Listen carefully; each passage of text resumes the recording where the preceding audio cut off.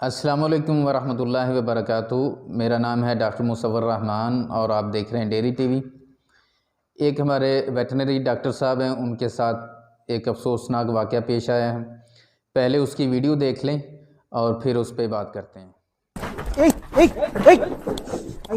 اس افسوسناک واقعے کے بعد میں کچھ باتیں عرض کرنا چاہتا ہوں۔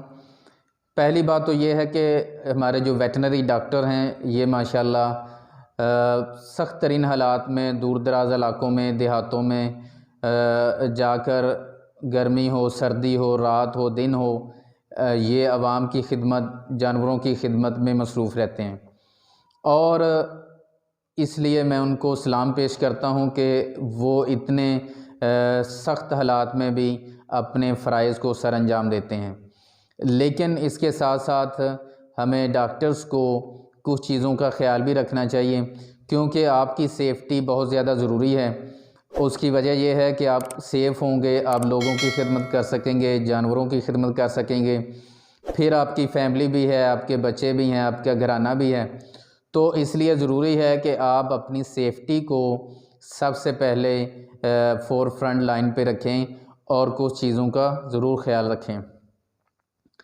پہلی چیز یہ ہے کہ آپ نے یہ دیکھنا ہوتا ہے کہ کچھ بیماریاں جو زونوٹک ڈیزیزز ہیں جو جانوروں سے انسانوں کو لگ سکتی ہیں، ان میں آپ خاص طور پہ خیال کریں اور تمام وہ سیفٹی میئرز ضرور اپنائیں تاکہ کوئی بھی بیماری آپ جانوروں سے آپ کو خدا نخواستہ نہ لگ سکے، ان بیماریوں سے اپنے آپ کو بچائیں۔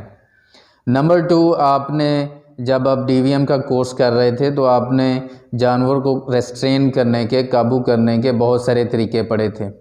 اسی طرح فیلڈ میں آپ نے کچھ نئے طریقے بھی سیکھے۔ تو کوشش کریں کہ جانور کو پہلے قابو کریں، ریسٹرین کریں اور پھر جو ہے اس کے قریب جائیں تاکہ آپ کسی بھی قسم کے نقصان سے بچ سکیں۔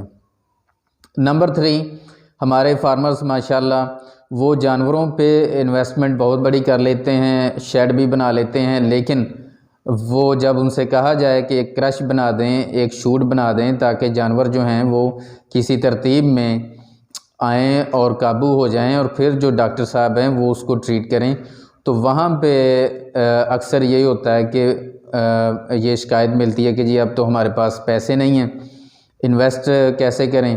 تو جب ڈاکٹر کی سیفٹی کی بات آئے تو پھر جو ہے نا جی وہ اس میں فارمر بھی بہت زیادہ کوتاہی کا مظاہرہ کرتے ہیں۔